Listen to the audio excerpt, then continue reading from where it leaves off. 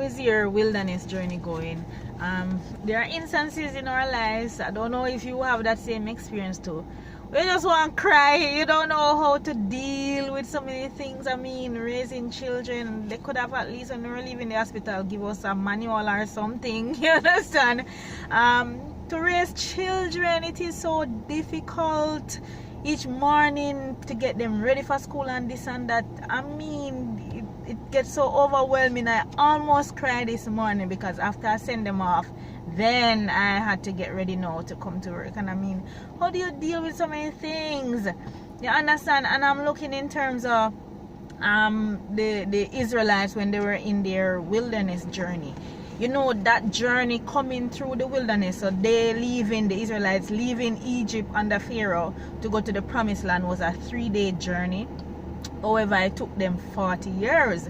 And sometimes I'm wondering, is it that they had to become somebody or become something or have that understanding before they could actually reach the promised land? And I believe sometimes we are encountering things in our life, and it is because we are going through our wilderness journey. There is something God is trying to craft in us. There is some culture that He wants us to understand. So I'm going through my parenting journey. It could be that He wants me to show that I am responsible enough to can at least manage my home, because only then can you manage something greater. Only then can you be successful in a business.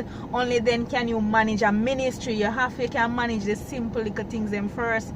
And sometimes I look on my tardiness and I'm saying, you know what, I think this is one of my issues, and that is why I might be in the wilderness for 40 years. And you can understand why the Israelites were in the wilderness for 40 years, because there was some simple little bad habits. There were some things, God, they were always complaining, manna. Them said them never get no food, so God rained down food, and then after them eat that for a while, them get up and complain, manna, just manna, and then God send meat, and them send meat, and them a complain. If they were in Egypt, they would have variety of meat and variety of stuff. So although God was giving them what they asked for, they were still comparing it to that past lifestyle and that past Babylon system or that bondage system. And God was trying to kind of developing them a culture or a quality for free your mind from bondage. Try to think freedom, try to think of progress, try to think of certain things. And I'm looking at me too, and I say, I think I am going around a mountain for a long while. We probably should have taken me one day, because I have a tardiness issue, and each time I mentally say I'm working on it, it is such a bad habit. I said, no man, it look like me curse. And there are times I get up so early and I'm going about, and when I realize I go early, it's like my body naturally slow down. And I say, but this can't right. And I have to be talking to myself, you know. I feel say, Candice, girl, what is wrong with you, girl? Get out of the house now, girl. You understand? And I'm thinking it may have been the same thing in the wilderness. You understand? When the Israelites were to become something better and improve themselves and change from that culture, the slavery culture and the slavery mentality, all they did was complain, oh, life did better in Egypt, oh, life did this. And they never remember say them had Pharaoh over them back. They never remember say they had to live a particular way because they were a slave to the master. And it may be that we are going through a financial situation because God wants we understand this financial concept properly. So you'll be going around in the same problem, the same debt issue. So you may have debt with your mortgage, you may have debt with your car, you may have debt with even your day-to-day bills and stuff, and you realize say your issue is debt or finances.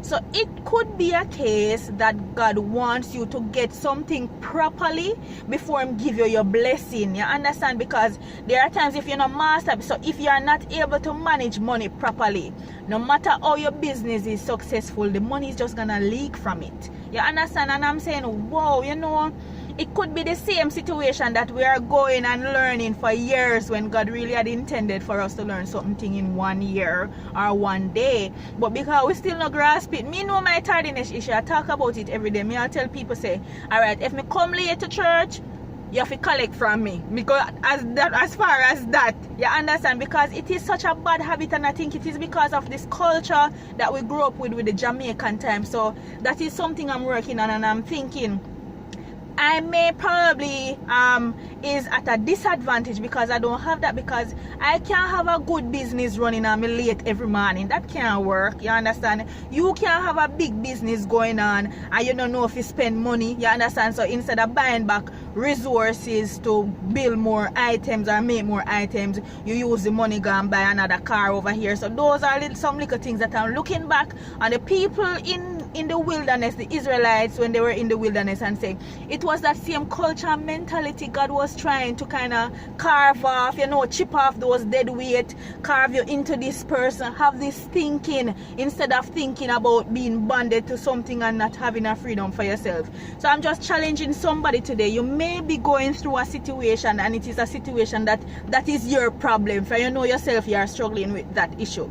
It could be that God is using your situation or using your mountain to make you into a better person. So look on it that way. So let us try to learn the lessons from whatever we are going through. Some of we in the workplace, them, you know, we just are wait for left, or sometimes we, you know, you mentally leave the work sometime and you're just sitting there because you're not really sure what is going on, or not time yet, or whatever. I'm just saying, a lot of us have mentally gone, but sometimes you are in that job or in that position because God is trying to work something in you. It could be patience, it could be for you to be a peacemaker, it could be something that God is working on you. And the job is the problem, you know, is you, is we, is me, is the problem, you understand? So I'm just challenging somebody, whatever the obstacle or challenge you're facing right now, allow that situation to make you into a better person, because the whole intention is to change you, to prune you, to take away stuff that are not necessary and groom the right habits and the right culture in you, so that at the end of the day, you know you're going already, but sometimes in between there, you're not really too sure, and there are a lot of battles you have to be fighting, but you know you're gonna win in the end. But God is using the situations that we are facing right now to groom us into the person He wants us to be. So that is what has been in my mind. Sometimes I just want ball. You just in some situation and I say, God man, how do you deal? Sometimes I just look up, you know. I don't say a word. I just look up on God like, me see you, you know. Me see you and you're hard. You understand? But I think God is using our situation to mold us into that responsible steward that He wants in society, that can change and make an impact in society and then leave a legacy behind. So your children will remember, you know, so my mother is always here ensuring that we go to school on time, and then the mother and father, they're always providing. So you going about your day-to-day life is speaking a lot to your children, or even to your neighbors and your family and friends. So just press on same way and just know that whatever you're facing right now, it is it is expected that you will come out victorious at the end. So just go and press out, you know. Stop right here. I just wrote down this is not your stop. A brother had posted something and I was reading, and I am saying, you know what I mean, I speak to, this is not your stop, so don't give up here. So this is not your stop. You don't reach it yet because you're not victorious yet. So go on through, man, because victory is at the end.